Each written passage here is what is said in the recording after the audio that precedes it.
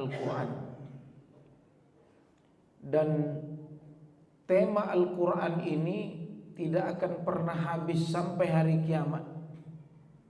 Bahkan bukan sampai hari kiamat, bahkan di hari kiamat pun Al-Quran ini disebutkan syafaat, penolong. Di dua alam ini, dunia dan akhirat, ada alam yang lain, yaitu barzakh, kubur. Di kuburan pun Al-Quran ini sampai ada doanya, Allahumma ja'al Qur'ana fil kuburi mu'nisah, anisun fil qabr. Jadikan Al-Quran ini teman nanti di dalam kubur. Dan itu disebut salah satu di antara bagaimana kita beradaptasi dengan Al-Quran. Salah satunya adalah sebelum Anda bersahabat dengan dia di kubur, bersahabatlah dia di dunia.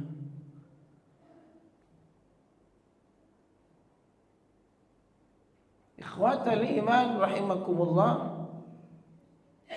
sekalian kita ingin, saya udah baca buku ini, tentang buku ini judulnya Al-Audah ilal Quran, bagaimana mengembalikan generasi ini kepada Al-Quran. Dan kitab ini di antara yang dahsyatnya adalah kaifa na'udu ilal Quran, bagaimana al-awwalin sampai al-akhirin. Generasi ini, generasi dulu sama generasi sekarang. Al-awwalin atau disebut as-sabiqun al-awwalun.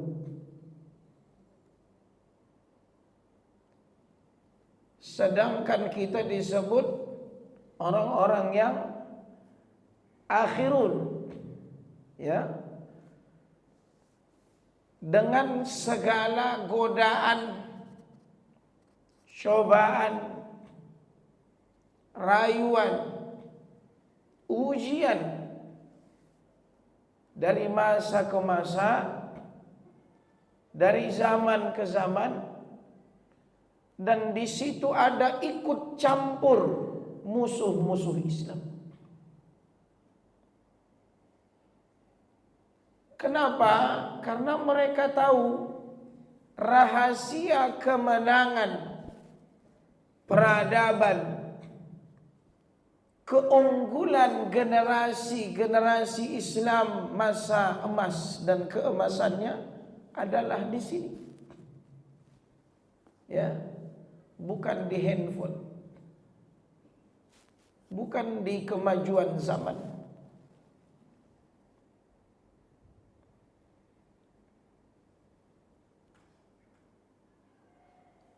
Ya akhal Islam rahimakumullah,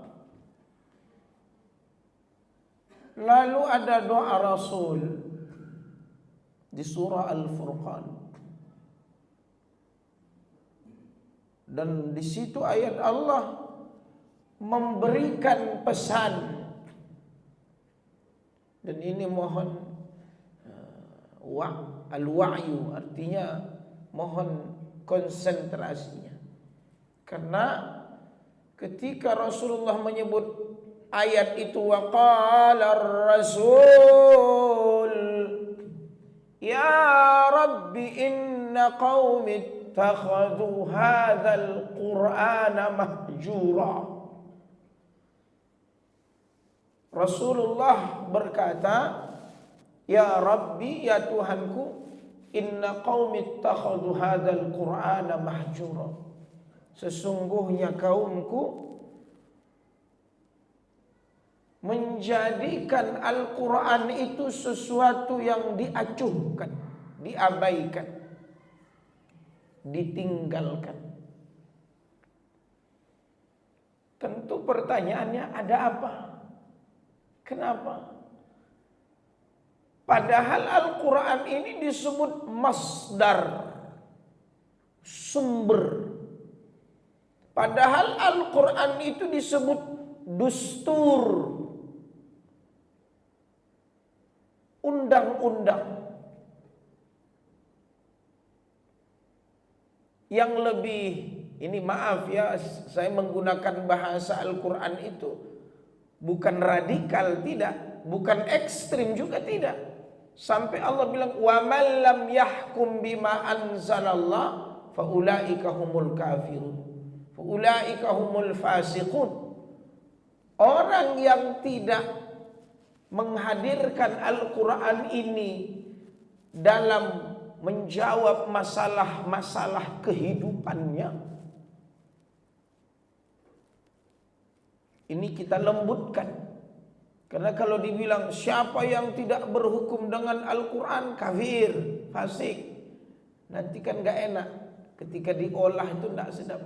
Ujungnya nanti, ini ada Menteri Agama kita di sini, nanti dibilang inilah teroris itu, inilah apa namanya, tidak NKRI. Ujungnya itu yang tak sedap. Padahal memang itulah ayat itu.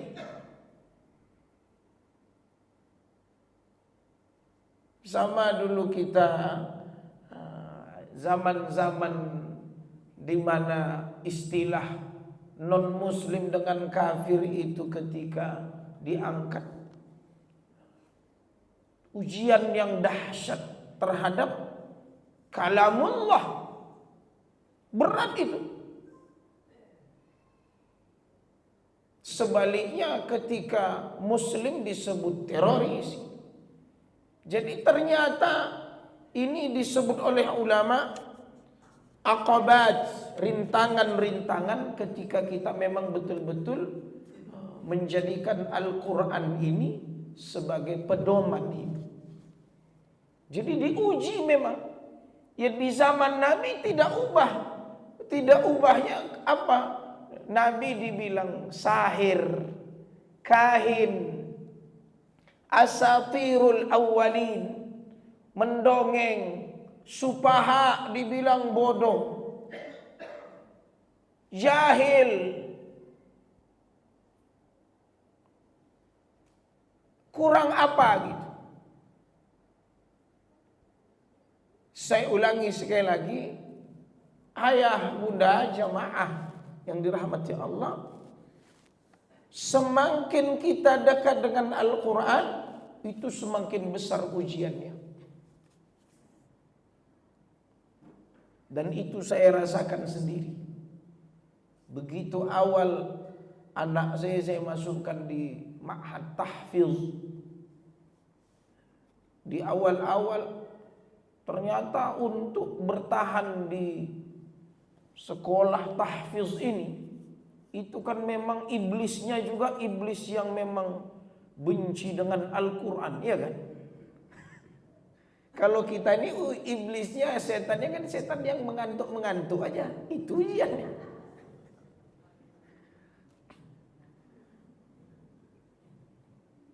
Karena tadi baru makan, ya kan? Saya pun kalau jadi bapak entah ceritanya lain juga. Mau keluar, mau ini, mau keluar dari tahfiz. Padahal doa-doa kita dari dulu, Allah jadikanlah ada keturunan kami ini yang menghafal Al-Quran. Itu saya minta dari dulu, doa saya. Jadi Allah beri jalannya. Dan qadarullah anak saya ini sejak dari SD sampai sekarang Allah beri dia yang satu ini sekolahnya gratis terus. Ada jalannya. Waktu itu ini sudah masuk, sudah berjalan, ada aja cobaan. Darilah suasana, dari gurunya, dari temannya. Saya bilang tidak, jangan keluar. Orang boleh keluar, kalau anak ayah tidak. Kemarin saya dapat dia telepon, ayah katanya, alhamdulillah kakak sudah lulus ujian sekali duduk 15 juz. sekali duduk. Gimana tuh? Kita Al-Fatihahnya sekali duduk dah. Wah. Ya kan? Baru a'udzu. Belum masuk minasyaitoni, masuk setan syaitoni itu.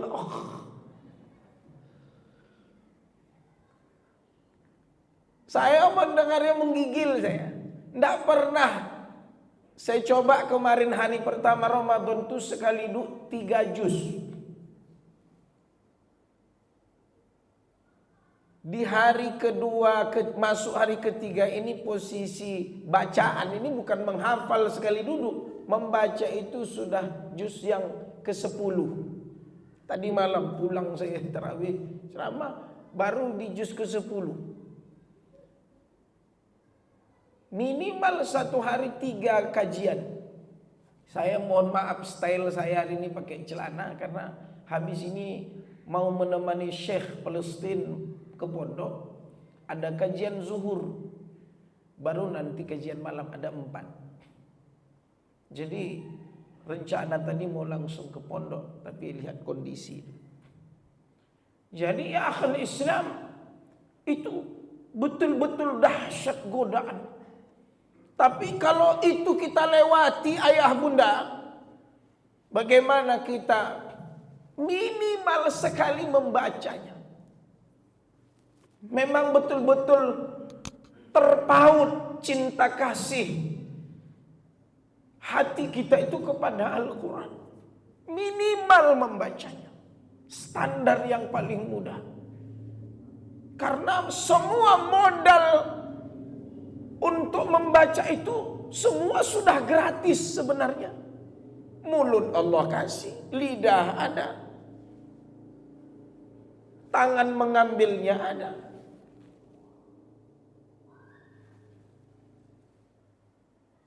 Tidak beli pula.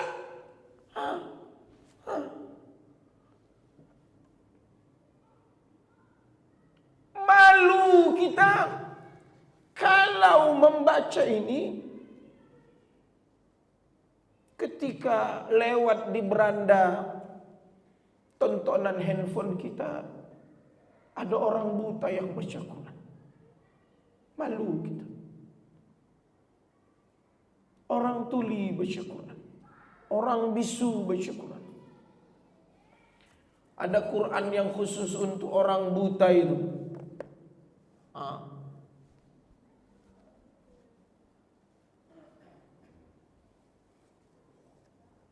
Kita sehat.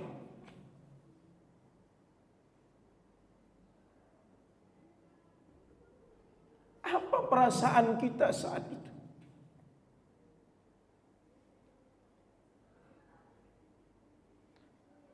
Padahal kalau bahasa syafaat sudah iqra'ul Quran fa innahu ya'ti yaumil qiyamah syafi'an li ashab. Gelar yang disematkan kepada pembaca itu kan khairukum man ta'allama al-Qur'ana wa 'allamah, sebaik-baik. Sampai ada satu hadis disebutkan mukmin al-mukmin alladzi yaqra'ul Qur'an. Mukmin kalau dia baca Quran, dia seperti memakan buah utrujah.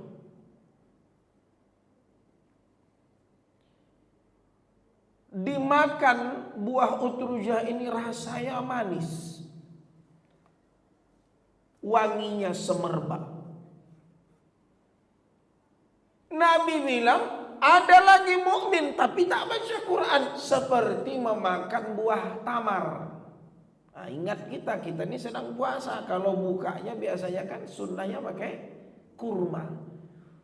Kenapa kurma diisyaratkan kepada mukmin yang tak baca Quran? Karena kata Nabi, ta'muha hil. Memang kalau dimakan kurma itu kan manis, tapi tak ada wanginya. Betul tak? Iya kan? 1 ton pun, 1 ton di depan kita, tidak ada wangi. Tapi coba bayangkan Karena engkau seorang mukmin masih dapat manisnya, wanginya tidak. Makanya orang-orang yang baca Quran itu kalau dia meninggal memang harum, wangi.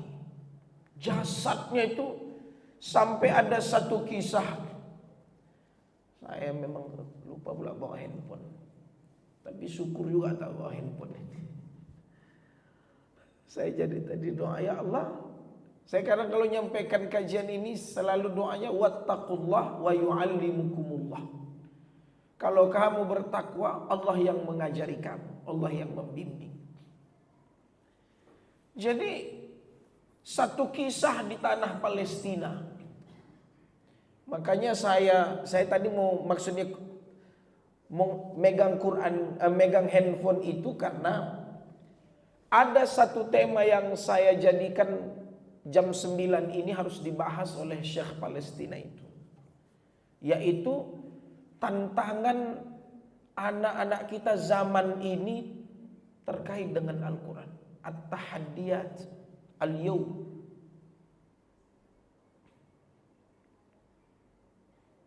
Itu dahsyat sekali. Bagaimana kisah para pejuang, bagaimana kisah anak-anak Gaza itu. Kok bisa mereka wisuda Quran di masa perang?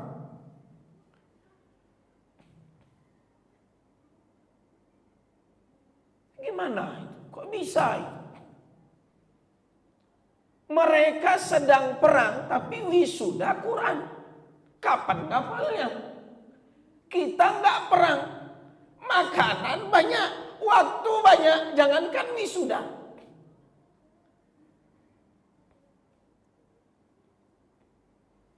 Saya tadi malam ketawa saya. Dalam hati ketawa dan lucu sekaligus sedih. Kita kan ya masjid-masjid ini kan kalau Ramadan tadarus ya. Tapi anak-anak ini lepas pengawasan dari guru-guru itu tak ada yang membetulkan. Yang mana mat, waqaf, yang mana itu ikhfa, izhar, lewat semuanya. Didengar pula seluruh komplek itu. Itu menandakan bahwa tak hidupnya halaqah-halaqah Quran itu di masyarakat kita. Saya pernah mengundang anak muda sebelum yang syekh ini ke pondok. Dia itu belum menikah, tapi imam masjid di Gaza.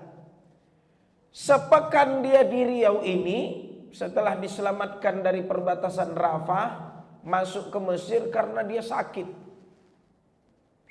parah. Kalau mungkin mau meninggal ya mau meninggal, tapi qadarullah selamat, sehat, dibawalah dia ke Indonesia. Qadarullah saya bawa ke pondok. Bayangkan Bapak Ibu, anak muda dan dia imam di salah satu masjid di Gaza. Sepekan kurang lebih dia di Riau. Masjid yang diimaminya itu hancur. Jadi pas dia mengisi kajian seminar itu, dinampakkanlah kami di layar kita itu, inilah masjid dia itu. Dia nangis. Banyak keluarganya yang sudah meninggal. Ini masjid saya. Baru dapat kabar, kata dia, masjid yang saya imami itu dibom sama orang Israel.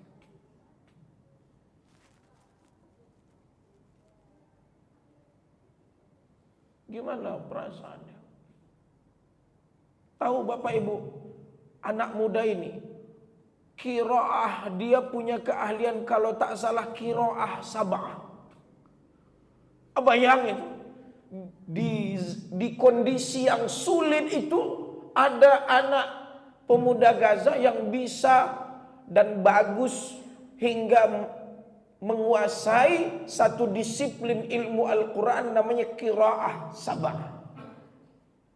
Kalau ibu pernah dulu mendengar Muammar, kalau baca Al-Quran itu bukan wadduha tapi wadduhe wal laili idza saje, itu qiraah namanya. Jangan kaget Bapak Ibu kalau sholat di Mesir imamnya itu ahli qiraah, kita pikir salah. Saya pertama datang baca Al-Fatihahnya, baris itu lari-lari dia, rupanya itu qiraah. Ihdinas sirata kata dia. Bukan kalau kita ihdinas sira dia mah sara. Banyak ayat-ayat itu yang bacaannya itu bukan normal. Itu namanya ahli qiraah. Dia hidup anak muda ahli qiraah. Gimana belajar? Itu karunia Allah. Dan target mereka itu satu rumah, satu keluarga, satu penghafal Quran minimal.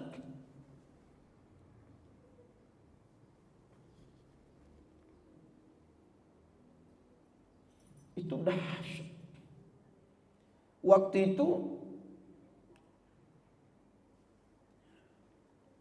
dia cerita yang sangat indah sekali.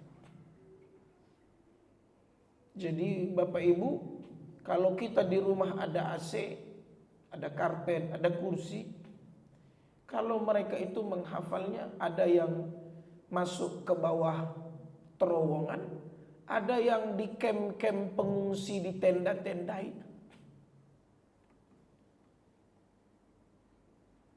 Jadi ternyata di antara keberhasilan dalam pendidikan agama ini harus pula ada tantangan dan kesulitannya. Kita dulu lampu tak begini, AC tak ada. Saya ingat dulu kami di kampung Tanjung Balai Asahan, Sungai Kepayang. Jalannya begitu. Mengambil air wudhu di bondar, airnya keruh. Lampunya lampu teplok. Kalau mau azan pukul beduk dulu. Mau buka beduk dulu. Duk duk duk duk duk duk duk duk dum dum dum. Tapi kalau sudah maghrib, yang namanya maghrib itu udah terdengar lah itu, tak ada lagi suara kecuali baca Quran. Alif da te a ba da te ba ta da te ta, itulah di rumah-rumah penduduk, di guru-guru mengaji. Dan dulu sumur itu memang didatangi. Tempat ilmu itu memang betul-betul didatangi sama murid-murid. Itu penghormatan. Makanya Quran itu dulu memang betul-betul didatangi. Kita tanyalah yang ketua-ketua masjid ini. Apalagi dari Kanwil kita buat nanti program. Kita datangkan guru hebat, ahli. Habis itu apa? Muridnya satu-satu hilang. Jadi ternyata Quran itu yang dimunculkan dalam kitab ini, Al-Audah ilal Quran ini apa? Muyul.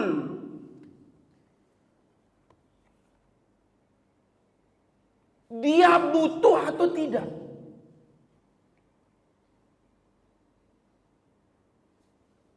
Kalau bahasanya mah, cintai dulu, muncul rasa cinta, baru enak. Jadi saya ini di pertemuan pertama ini, bagaimana kalau bahasa kitabnya di sini, ini judul yang indah bagi saya, Hajatuna ilal Quran. Ibarat makanan, kalau dah lapar makanan yang datang atau kita yang nyari? Hah? Itu namanya hajatuna ilal Quran.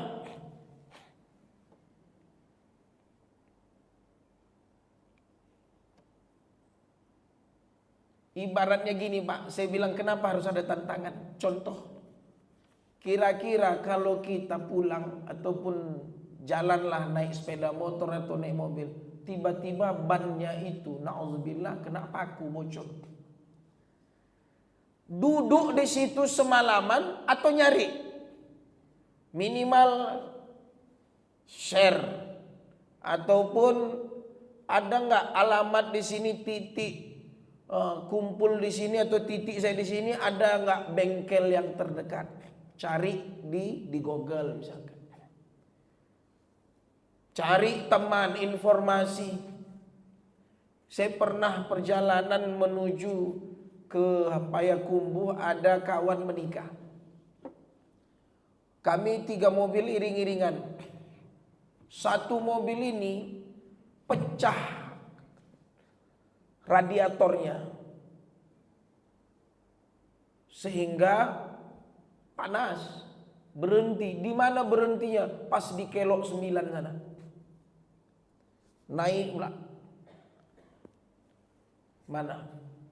Cari, mundur balik. Ada yang maju. Alhamdulillah ada. Kenapa? Kita butuh. Maksudnya apa? Orang, anak-anak sekarang ini tantangannya.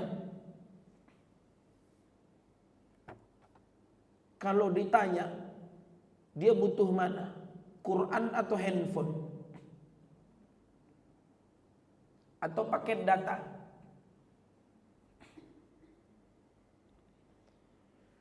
Itulah pola pikir, itulah cara pandang, itulah yang dirusak oleh musuh-musuh Islam.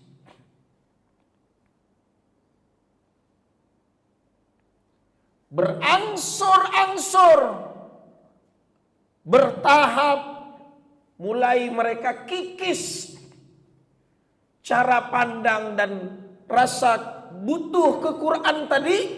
Itu memang betul-betul program yang dahsyat. Ada yang softnya, ada yang hardnya.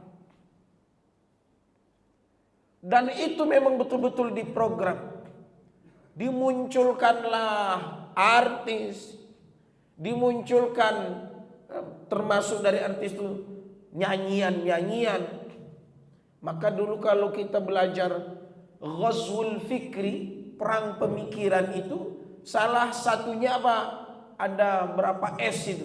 Song, lagu, sport, olahraga. Dimodifikasinya olahraga itu sampai jangankan abang-abang, sekarang anak perempuan aja hobi main bola, ada pertandingannya.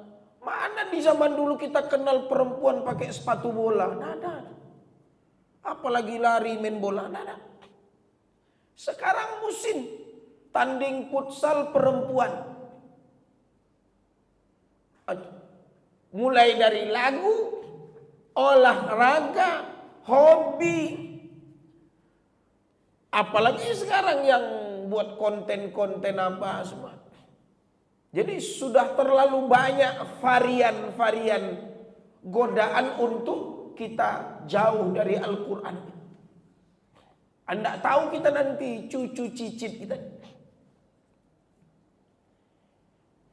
Makanya kalau orang nggak kuat dengan tekanan dan godaan handphone itu, sebaiknya baca Quran itu pakai apa? Memang pakai mushaf. Jangan pakai handphone. Berat godaannya. Jadi ada satu kisah, saya ambil karena bicara hajatuna ilal Quran ini. Kisah seorang ayah mengantarkan anaknya ke tempat membaca Al-Quran.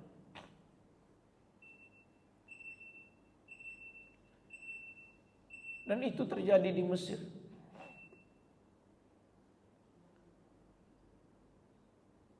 Dan dia hanya punya satu kendaraan, sepeda motor. Beda kalau di Arab itu sepeda motornya kayak GL Pro. Nanti kayak kita anak-anak sekarang kan orang tua kalau pulang kampung itu dipanjangkan kursinya ke belakangnya kan, biar ada tempat barang gitu. Jadi ditambah sama dia biar muat mengantar anak-anaknya ke tempat menghafal Quran. Saya teringat kisah ini, teringat perkataan orang tua. Makanya ibu, bunda yang dirahmati Allah, cantik-cantiknya engkau, solehah-solehahnya engkau, sesibuk apapun keberhasilanmu, kesibukanmu, yang lebih bermakna adalah ketika engkau bisa mencetak anak yang kau lahirkan itu menjadi generasi Qurani. Tak lebih. Sekalipun engkau kaya sekaya-kayanya, bahkan sibuk sesibuk-sibuknya, lalu engkau tidak mampu mengantarkan anak-anakmu menjadi orang-orang yang soleh, soleha, anak-anakmu tak mampu membaca Quran, tak bagus sholatnya, tak ada gunanya harta yang kau simpan, kau makan, kau belanjakan yang banyak, yang hebat. Karena kebahagiaan Al-Quran itu adalah ketika nanti kita dipanggil,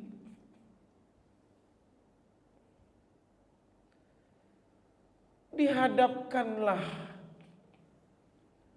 seluruh keluarga sampai Al-Quran itu berkata kepada sahibnya, karena sering dibaca, yang membaca siapa? Bisa jadi anakmu, mungkin engkau masih terbata-bata, dipanggillah anaknya. Bukan Allah yang pertama berbicara. Hal ta'rifuni, kata dia. Karena dia berteman dengan Al-Quran di dunia, Al-Quran itu tanya, kau kenal enggak sama aku? Ma'arif, aku enggak kenal. Ana sahibuk, kata dia. Aku ini temanmu, ana Al-Quran, aku Quran. Zamma'tuka fil hawajir. Aku yang membasahi tenggorokanmu yang kering itu. Saya baca ini, saya pernah dengar dokter penelitiannya. Kenapa orang, dan ini menarik kalau dirunut-runut, kenapa Al-Quran itu diturunkan di Ramadan, kenapa itu program yang bagus dibaca, ditadabburi, dihafal, diamalkan di Ramadan. Kata dokter itu, orang yang puasa mulutnya ini kering, makanya bau. Jadi Al-Quran itu berfungsi kalau dibaca, kan bergerak mulutnya, giginya, rongganya, itulah yang membasahi gigi-gigi lidahnya, langit-langitnya.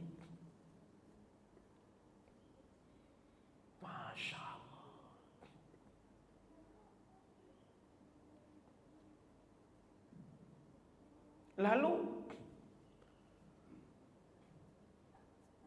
ketika dia dipanggil, barulah dia sadar, oh Masya Allah, kaki sahibnya ngaku, kau masa lupa sama, kira-kira begitu, masa lupa sama aku yang kau baca.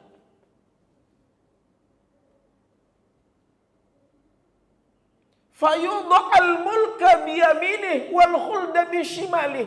Diletakkanlah kerajaan itu di tangan kanannya dan kekekalan itu di kirinya.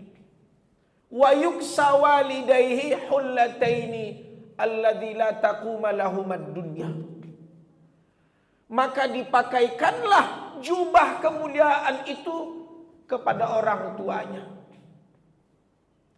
Lalu orang tuanya kaget, bima kusina ya Rabb. Kenapa ya Allah kok bisa jubah kemuliaan ini kami pakai? Apa kata Rasul di ujung hadis itu? Bi akhdhi waladikumal Quran. Karena anakmu di dunia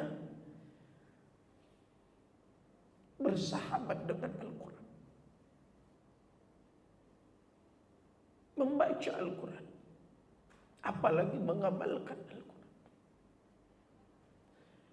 Bahkan di hadis itu disebutkan wa yudha' tajul waqar, diletakkanlah mahkota di kepalanya. Kan itu indah bunda, ayahanda, ketika anak-anak kita nanti 7 keturunan, cucu cicit kita itu nanti orang-orang yang memang mulimman bil Quran, bersahabatkan dengan Al-Quran, dan nanti kebahagiaan yang tak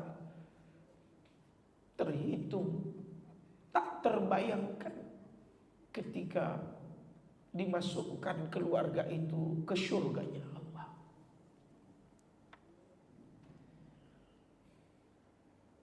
Itu nikmat sekali. Saya ulangi bunda, keberhasilanmu, kemajuanmu, dan kebahagiaanmu saat engkau dulu melahirkannya, membesarkannya, supaya engkau disebut orang yang sukses. Bukanlah engkau lebih muda dari anakmu. Engkau hebat memasak, bagus. Menata hidupmu, bagus, nggak ada masalah. Tapi yang lebih penting, engkau sukses mengantarkan anakmu menjadi orang yang menyembah Allah, beribadah kepada Allah. Jadi di penghujung ini ada seorang ulama, ketika saya baca salah satu kegiatan rutinitas dia bilang begini, jangan pernah Anda tenang, bahkan Anda bisa tidur kalau hari itu Anda belum baca Quran. Itulah menandakan hajatuna ilal Quran. Sampai begitu kebutuhan kita terhadap Al-Quran itu.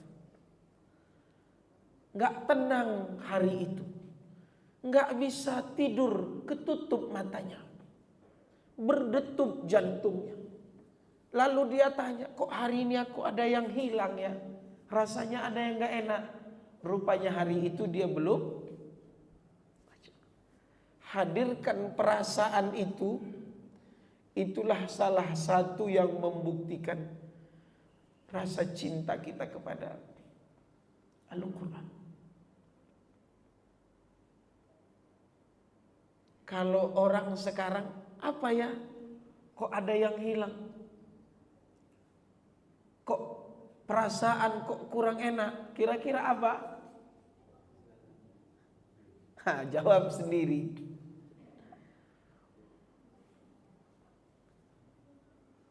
Malah udah tidur pun bangun lagi, paling nengok status, mikir besok buat status apa. Capek itu, hidupnya capek, mikirinnya.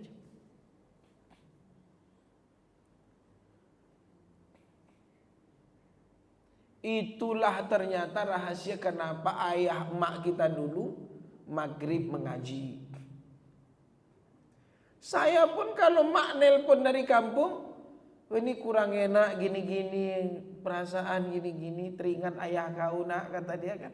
Karena ayah udah udah lama, baca Quran aja lah. Itu lagi. Iyalah nak, doakanlah makmu. Iya ya, iya nak. Gitu ya, mak gitu lagi. Jadi bunda, kalau anak-anak kita udah besar, udah menikah atau jauh, nah, udah baca Quran nak, itu enggak ada duit kau. Orang dulu enggak ada duit kau enggak ada. Udah makan kau enggak? Udah sholat, udah baca Quran. Biasakan itu dulu. Nanti besar itu petuah. Itulah nasihat yang akan, Masya Allah, pasti nanti ujung-ujungnya emakku, ayahku ngomong, udah sholat, udah baca Quran. Ada kau doakan ayah makmu? Itu tuh. Anak sekarang dah, ada lagi duit kau nak, udah makan kau? Kayak mana kau di sana? Jangan pikirkan kayak mana kau di sana. Enak kau di sana, kalau nggak pulang aja lah. Matilah generasi ini.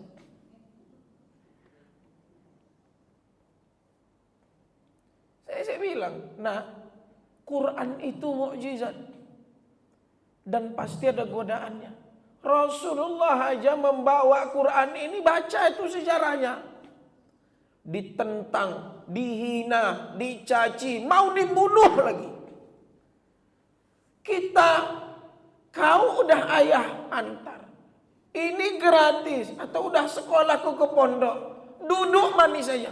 Nggak layan, udah nggak betah aku sini. Oh gini aja lah, saya bilang. Sekarang kau gantikan posisi ayah. Ayah yang mondok balik, kau cari duit. Nggak jadilah ya, kata dia. Bagus. Besok-besok kalau kau mau berhenti dari sekolah, ayah yang jadi santri. Enak jadi santri itu, tinggal duduk makan tiap bulan dikasih duit. Kau rasakan cari duit. Cobalah. Nggak jadilah ya. Mantap tuh. Tadi malam dia nelpon. Memang dia ujung-ujungnya minta beli bukaan kan gitu, GoFood. Ditanya-nya, Assalamualaikum Pak Ustadz, kata dia. Memang anak awak nih. Abang, kau kenal suara anak awak, darah daging awak. Iya nak. Ayah udah jus berapa, katanya. Masya Allah. Abang udah jus 11, kata dia. Menang abang itu. Abang nggak ada kerja, cuma baca, duduk, tidur, makan. Kan di situ. Kalau di pondok kan Ramadan gitu kan. Baguslah. Ayah baru jus 9. Jadi ngobrolnya pun ngobrol Quran.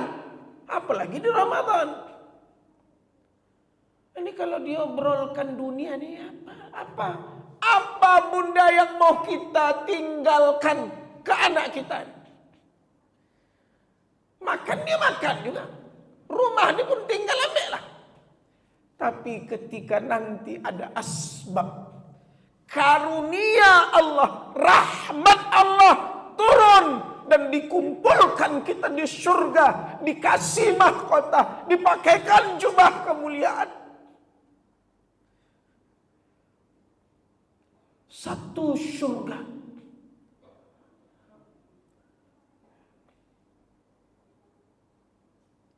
Itu tidak mudah.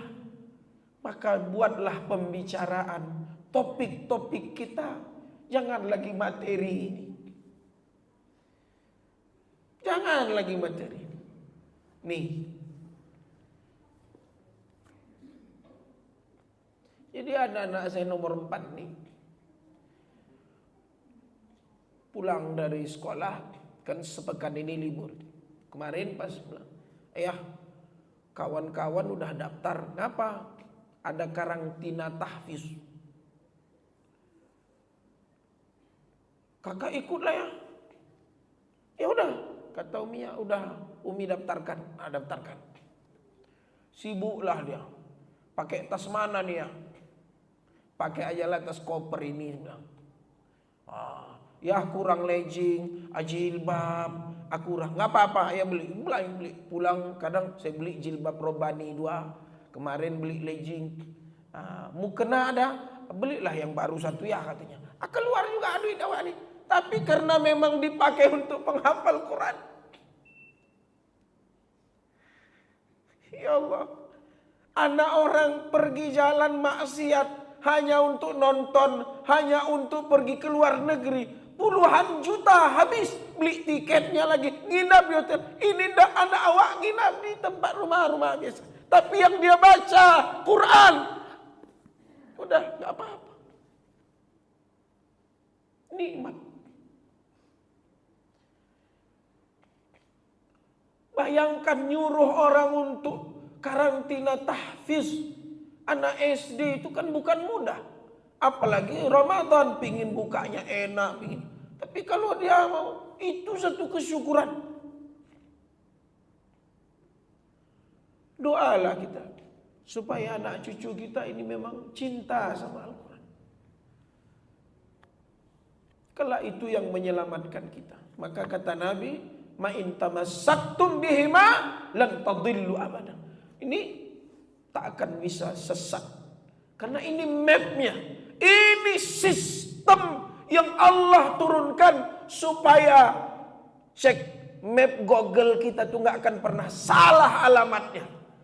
Tujuan akhirat itu di sini dia.